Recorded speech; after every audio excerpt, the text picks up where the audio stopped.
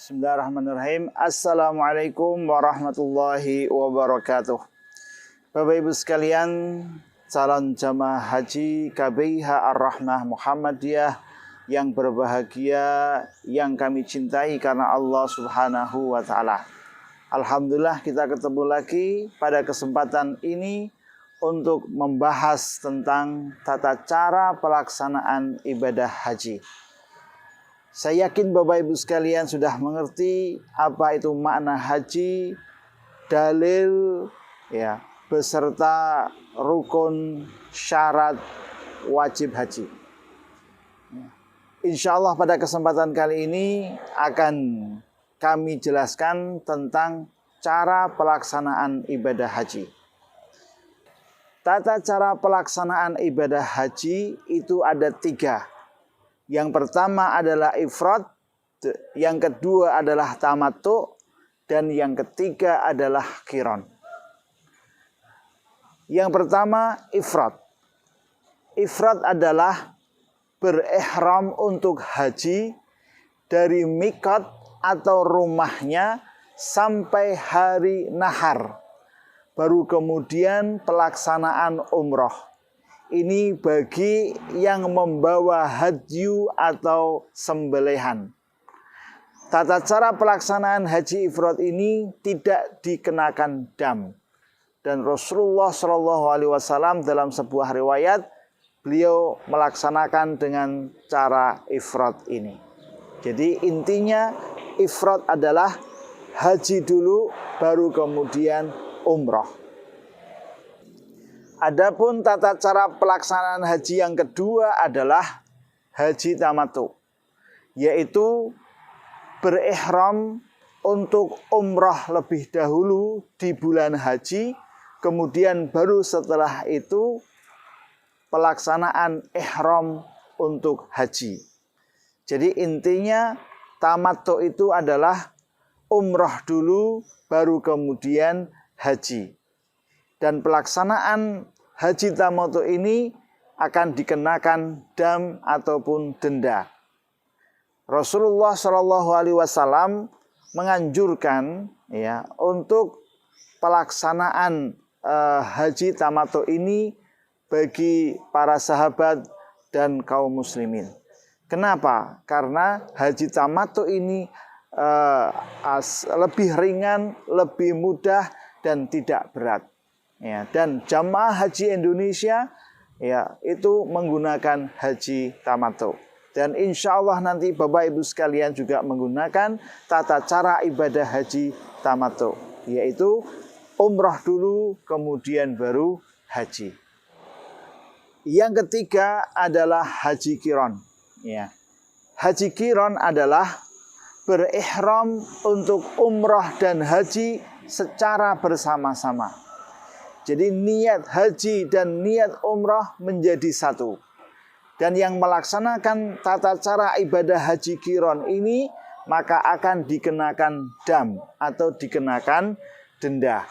Ya, biasanya yang mengerjakan haji qiran ini adalah orang-orang yang terburu-buru karena terikat dengan waktu atau ada hal yang mendesak sehingga tidak luas waktunya.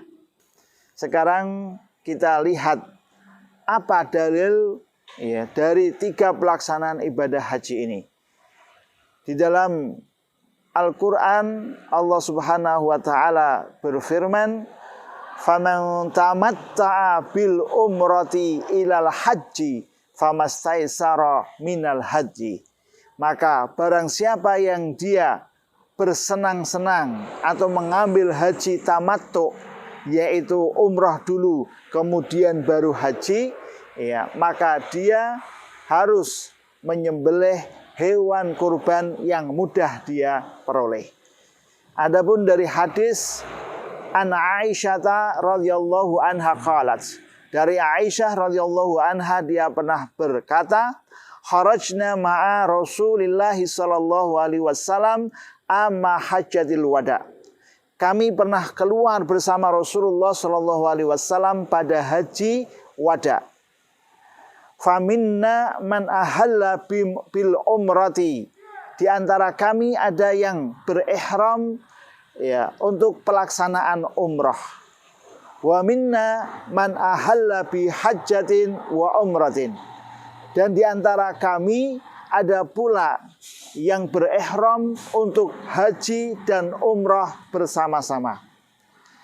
Wa minna man ahalla bil haji. Dan di antara kami ada pula yang berihram hanya untuk haji.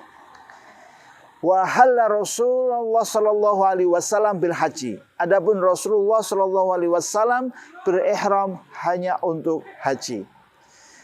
Fa amma man ahalla bil haji, ya, maka adapun orang yang dia itu berihram untuk haji, au jama'al hajja wal umrah, atau dia menggabungkan antara haji dengan umrah, lam yahillu hatta kana yauman nahr, maka dia tidak boleh tahalul sampai datangnya hari nahar. Inilah dalil ya yang menjadikan dasar bahwa pelaksanaan ibadah haji itu ada 3, yaitu ifrad, tamattu, dan qiran. Bapak Ibu sekalian, calon jamaah haji KBIH Ar-Rahmah Muhammadiyah yang berbahagia. Sekarang kita akan fokuskan ya untuk mengenal lebih jauh tentang tata cara pelaksanaan haji tamattu yang insya Allah nanti akan kita lakukan. Ya, yaitu umrah dulu, kemudian baru haji. Ya, tapi sebelumnya kita ada mengenal gelombang 1 dan gelombang 2. Gelombang 1 itu artinya ya, kita akan menuju ke Madinah dulu, ya, sehingga nanti mikot untuk pelaksanaan umrohnya itu dari Bir Ali. Adapun yang gelombang 2 itu nanti dari Indonesia langsung menuju ke Jeddah atau ke Mekah. Ya, adapun mikotnya nanti ada di Qarnul Manazil. Ya. Kemudian setelah itu kita akan melaksanakan ihram, ya, kemudian kita umroh, yaitu tawaf, ya, sa'i, dan tahallul. Ya. Setelah itu kita bebas melakukan apa saja, ya, memakai baju biasa, ya, kemudian bersolek yang sewajarnya, bahkan termasuk hubungan suami istri pun itu dibolehkan sampai nanti menunggu tanggal 8 ya untuk pelaksanaan ibadah haji atau ihram untuk haji. Ya, jadi biasanya ada jeda waktu 1 minggu sampai 2 minggu ya atau lebih ya dari mulai umrah kemudian sampai pelaksanaan ibadah haji. Ya, oleh karena itu, Bapak Ibu sekalian, ini yang harus kita pahami ya bahwa setelah umrah kita bebas ya, tidak lagi terikat dengan larangan-larangan ihram ya sampai nanti waktu haji tiba. Kemudian setelah itu kita pelaksanaan ibadah haji ya, kemudian setelah itu kita selesai.